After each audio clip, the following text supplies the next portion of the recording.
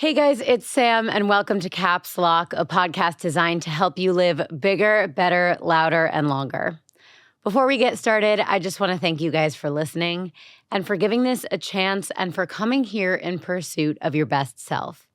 This is a space where we are going to grow together, and I hope that it helps you go forward confidently, unapologetically, and with purpose. It's time to live your life in Caps Lock. If that mission feels aligned for you, hit the subscribe button so you never miss an episode, and let's dive in.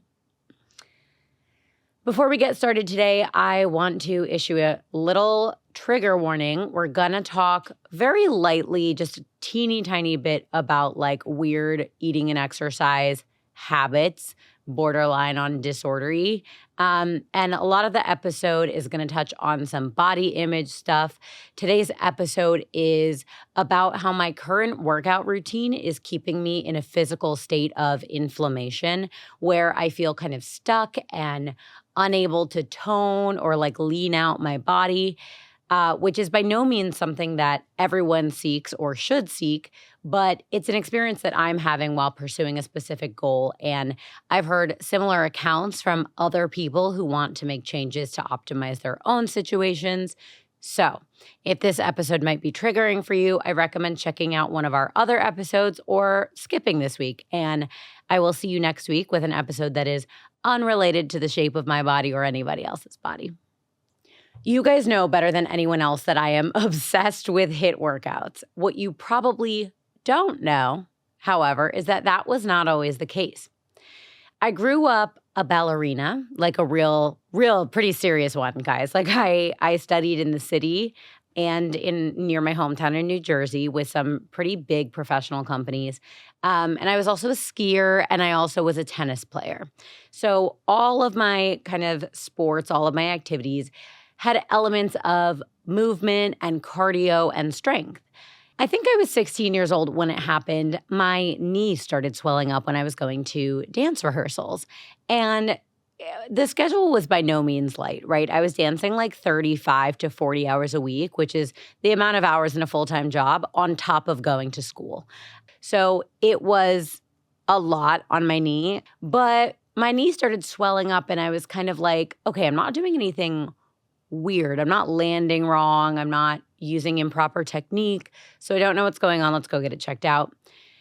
Long story short, I had the knee operated on twice and was on crutches for about a year and a half while it healed up. And it was a total nightmare. And as a result of this injury and the surgeries, I basically had to quit all of my sports cold turkey, and it was completely traumatizing. Around this same time, I started having some issues with my eating and exercise habits, which like had started to kind of become a little bit unhealthy. After the injury, I was just like not feeling as strong, and I wasn't looking as strong and toned as I was accustomed to when I was like doing all of these different things at the same time. But it was my junior and senior year of high school, and we're all like so obsessed with and insecure about how we look at that age. Plus the combination of dance and modeling and acting in my youth. And also it was that kind of era where tabloids called size 2 celebrities fat on their covers. So all of that together just kind of did a number on my body image. So I was that like 17-year-old girl who was using a calorie tracking app, and I would track literally, I'm not even kidding you, if I ate like 2 grapes, I would like write it in there and it would be like 17 calories. Like that's how weird it was getting. And when I was able to post-surgery, I would exercise for like hours every day. Even when I got back into dance and tennis and all of that, I still worked out on top of that every day. And I remember like my excuse when anyone would be like, you're kind of overdoing it. Like, don't you feel like that's crazy? Like now you're back to your sports a little bit. Don't you feel like you can lay off the gym? I'd be like, oh, well, it's prom season. Like I always had an excuse, you know? So long story short, it was a pretty unhealthy lifestyle. And I think, unfortunately, that's a story that a lot of women can relate to. When I went to college, a lot of things changed. I was not playing organized sports. I was not dancing. And my workout routine from high school had honestly kind of traumatized me. I kind of woke up, saw the light, and was like, that wasn't safe or healthy what I was doing there. So I was not particularly interested in spending my free time on the elliptical. So instead, I kind of did nothing. And I know that's so off-brand, but I probably set foot in my college gym, kid you not, a single-digit number of times. And that was an era for all of us, I think, of great metabolisms because I was like 20 years old. So I was just thin and like magically had abs that I did not earn for literally no reason at all. I used to be like, oh, well, it's because I like studied dance. I don't think you like get to keep abs if you studied dance in your youth. I don't know. It was just an era of good metabolisms, which to anyone who's had body image issues sounds like the best thing ever. And it was for a short time, don't get me wrong, except that it was not sustainable and it set me up with a real like lack of healthy habits. Eventually, I graduated from school and moved to New York, and still I had really like no serious relationship with the gym.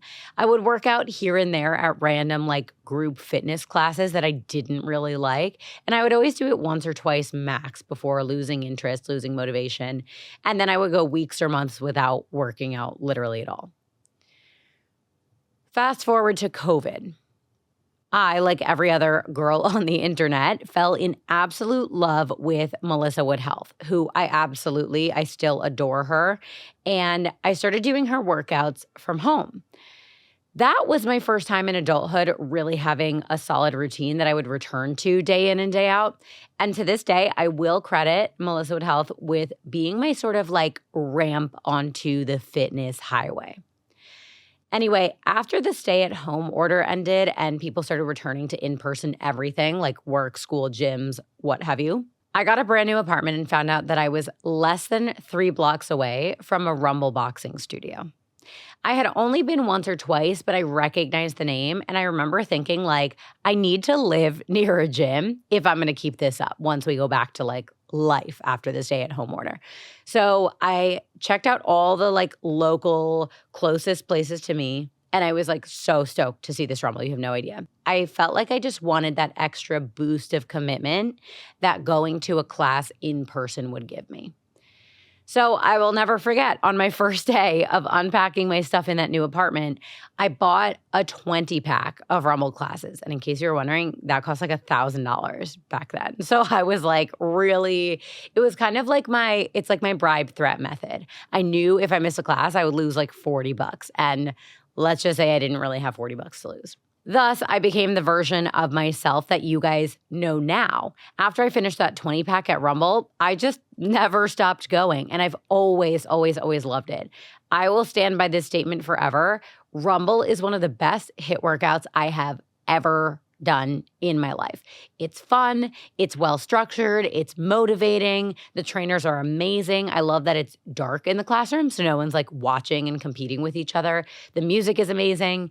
And if you're into boxing, or you think you might be into boxing, or if you just think you could benefit from punching something repeatedly that's not a human, it's literally perfect for you. So I highly recommend. Over the past few years, I have basically done every kind of HIIT workout you can think of. I've done Rumble, Barry's, Army, Tone House, Dog Pound, like literally you name it. And I love them all. I find them so motivating, super enjoyable. And Rumble was my first kind of one true love in the HIIT workout space. But all of these workouts are great. But lately, I've been experiencing this sort of like weird phenomenon which I haven't been able to identify until now. And that is that my body is no longer responding to HIIT workouts the way it used to. For the first, I would say maybe 3 years of HIIT workouts, my body was so incredibly strong and lean and toned. And I remember how dramatic the transformation was from before my HIIT era and like I would say through the first month or two of my HIIT era. But throughout these 3 years, I could always see my abs, even when I wasn't flexing. And I felt so much energy after a HIIT workout that it like carried me through the rest of my day with no caffeine. I was building strength, which I knew because I was able to increase my weights in class, and everyday things got easier, like literally carrying big or heavy items. And I know that sounds silly, but it's totally true. And any fitness person will tell you in the early part of their fitness journey, they were shocked by like how easy like bringing in the groceries felt. But in the last maybe 8 months of my life, I have noticed a major difference in my post-workout experience. I'm not feeling toned at all, and I'm oftentimes feeling like bloated or inflamed. I'm exhausted after my workouts instead of energized, and overall, I'm just like not loving the way I look, which is so weird because I'm so accustomed to just being like a hard body HIIT girl. And all the while, I've been getting served a ton of content on social media from girls who switched from high intensity workouts to low impact workouts. And every single one of them is claiming an almost identical experience to the one I'm having now, where they've always done HIIT, but then they like started feeling bloated and fatigued and they felt like it was losing its efficacy. But then when they switched to low impact workouts like Pilates, they were looking leaner and feeling stronger than ever, which is against everything I've ever thought about working out. And as a HIIT girl, and if you're a HIIT girl, you will totally understand what I'm saying. Same with like weightlifting girls. When people tell me that they look and feel so strong and lean and muscular from doing mat Pilates, I want to like be like, I'm sure. But I'm starting to get the bug. I'm starting to feel like they might be onto something. So long story short, I have been wondering if this phenomenon is related to me getting older, maybe some minor lifestyle changes, although I really haven't changed that much about my diet or like what I'm doing day to day, or if it's something else entirely. And I found myself asking, what if my go-to workout has simply stopped working? And that obviously gave me a panic attack. So I decided to look deeper into it because it also seems like something a lot of people, women in particular, experience. And ultimately, I've learned some things that I think you guys might find interesting. So let's do it. The first thing I learned is that high-intensity workouts affect your cortisol levels. Now, I know a lot of us know this already, but I'm actually going to break down how that manifests in our bodies. Our bodies produce a hormone called cortisol to manage stress. When you're doing a high-intensity workout, your body senses a stressor, which induces the release of various hormones, primarily cortisol, to mitigate the stress.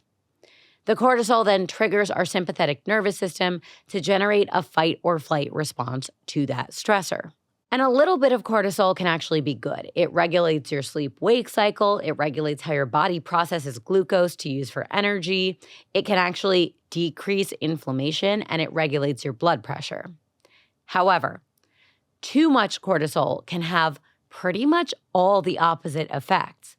Consistently elevated levels of cortisol can cause chronic fatigue, muscle fatigue, or like a decrease in power while you're exercising, changes in mood, a decrease in physical and physiological motivation, changes in sleep patterns or sleeplessness, feelings of anxiety, a repressed immune system, heightened inflammation, weight gain, high blood pressure, high blood sugar, weakening of the bones, slowing down of your metabolism, and excessive hair growth in women in places on your body where it's more common to find hair growth in men. Like, sorry, what? So I found all of that very interesting, and the research basically shows that some high-intensity exercise is good, but that especially in adults, if you're consistently doing high-intensity workouts, it leads to a constant overproduction of cortisol, which basically desensitizes your body to the anti-inflammatory response you get from having just a little bit of cortisol. So while I'm not sure I'm experiencing all of these side effects, I do believe that this could be contributing to my inflammation and my inability to tone. The second thing I learned is super interesting. It's that HIIT or like high intensity workouts can affect the functioning of your thyroid. This is directly related to your cortisol production, so it makes sense. But I do think it's important to explain exactly how and why this happens. It just helps me understand the bigger picture. So there's a part of your body called the pituitary gland, and it's located at the base of the brain. The role of the pituitary gland is to oversee the functioning of the thyroid, which sits in your neck. It produces a hormone called thyroid stimulating hormone, TSH, which regulates the thyroid's activity. That thyroid stimulating hormone helps the thyroid release T3 and T4 hormones, which work together to control your metabolism. Thyroid hormones also help control breathing, heart function, nervous system function, body temperature, cholesterol level, weight gain, brain development, moisture in the skin or skin dryness, and menstruation. Now, cortisol is not a thyroid hormone, but you can see that there's a lot of overlap and connectivity between them based on the physiological processes that they impact. But what's really important here is that as your body produces cortisol during a HIIT workout or a high-intensity workout, that cortisol inhibits the function of the pituitary gland, so it makes less of the thyroid-stimulating hormone, which in turn makes less T3 and T4. When that happens consistently over long periods of time, your thyroid basically stops working. And that can lead to hypothyroidism as well as autoimmune thyroid diseases like Hashimoto's, which produce symptoms like fatigue, weight gain, puffiness in your face, fluid retention, which on the outside looks like puffiness and inflammation in your body and face, and more. Now, you don't necessarily have Guys, I literally cannot talk today, and these feel like tongue twisters. You don't necessarily have hypothyroidism or Hashimoto's, but high-intensity exercise can still cause some of these symptoms. And obviously, as always, like nothing in this podcast should replace medical advice. So if you want to get tested for these conditions, by all means, I recommend speaking to your doctor. I'm not going to diagnose you here. But since these symptoms are so in line with what I'm experiencing, I'm definitely going to go get my thyroid tested just to see if there's like an imbalance of any kind, or even to see if I might be experiencing hypothyroidism or Hashimoto's. Third thing I learned, if you're constantly doing high-intensity workouts, you might not be giving your body enough time to recover in between the workouts. We all hear about how recovery is so important after a workout, but here's why. Basically, when you work out, your muscles get sort of like micro tears, and giving them time to recover helps the micro tears heal, which makes your muscles stronger and more capable. When you have an injury, even an injury as small as one of these micro tears, the injured cells release chemicals that stimulate the inflammatory process. One of the chemicals in question is called lactic acid, which you've probably heard of in the context of exercise, like when you work out, or in other words, create these micro tears, your muscles release lactic acid into your body. And your body is programmed to heal itself. So when the lactic acid is released, your body begins a process called vasodilation, by which blood rushes to the site of the injury to deliver the oxygen and nutrients it needs to heal. So when you are constantly creating these micro injuries in your muscles, your body is constantly sending blood to the micro tears in an effort to heal them. This is why you get a pump when you're lifting heavy weights. But if you never allow the tears to fully heal and the body is always sending blood to the injury sites, you are always going to be inflamed. This was like a major brain blast for me. It makes total sense. And after researching it and like figuring out the process, it feels almost obvious, but I think I was just like not fully grasping it. Like basically what I'm saying is I just always have a pump on my entire body because I do a full body HIIT workout every single day. Duh, my body's swollen. What? Okay. Thing I learned number 4, too much high intensity training can negatively impact your sleep. So consistently high levels of cortisol can dramatically disturb your sleep cycle, and disturbed sleep and sleep deprivation can both cause inflammation in the body, among like a bajillion other things. As we know, sufficient amounts of high quality sleep play a role in almost everything we do. But in terms of inflammation, research referenced by Harvard Health has found that disturbed sleep is associated with markers of inflammation, including, but not limited to, cytokines, interleukin-6, which is responsible for swelling, fevers, pain, all inflammatory mediators. C-reactive protein, which promotes the production of additional inflammatory proteins as a response to existing inflammation. So basically, it's just like an inflammation pile-on. And like I said, there are other markers of inflammation, but like those are the primary three that are associated with disturbed sleep. Obviously, sleep deprivation and disturbance has a lot of other consequences, but it's worth noting that this inflammation doesn't just make you feel puffy and swollen and less than lean.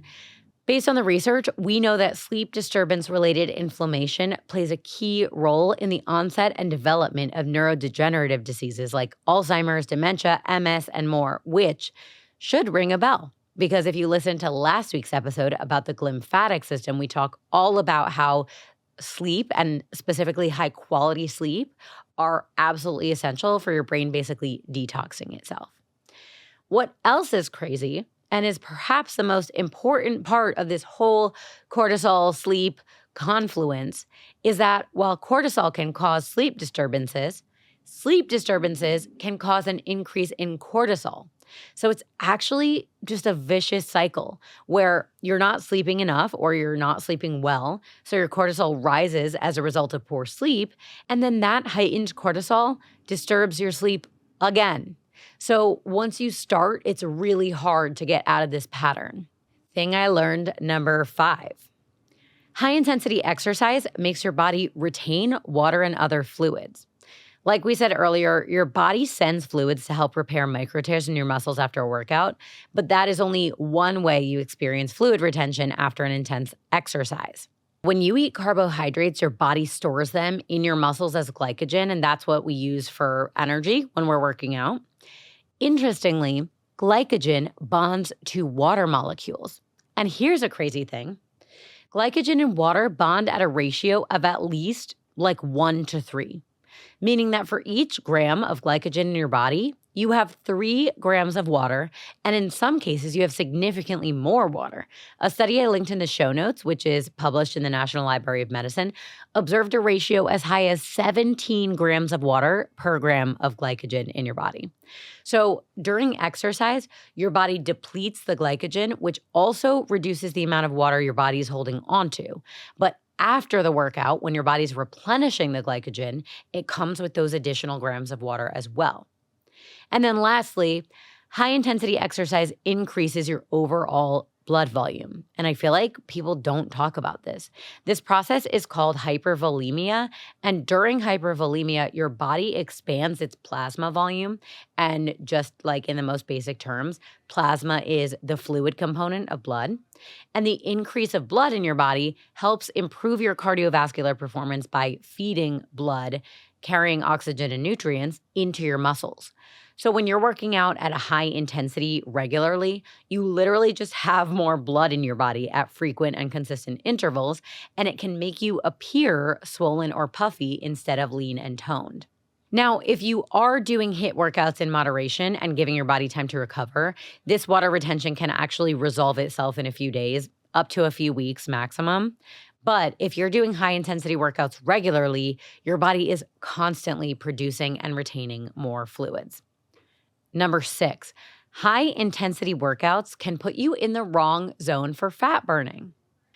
For a workout to be considered high intensity, it generally means that that particular workout puts your heart rate in zone 4 and or zone 5, which account for 80 to 100% of your maximum heart rate. But most medical experts agree that the primary fat burning zone is actually somewhere between zone 2 and zone 3, which is 60 to 80% of your maximum heart rate. So if you're always doing high intensity workouts and wondering why you're not losing fat, it might be because you're actually working out too hard. And there is, of course, such a thing. And number 7, this is the last one.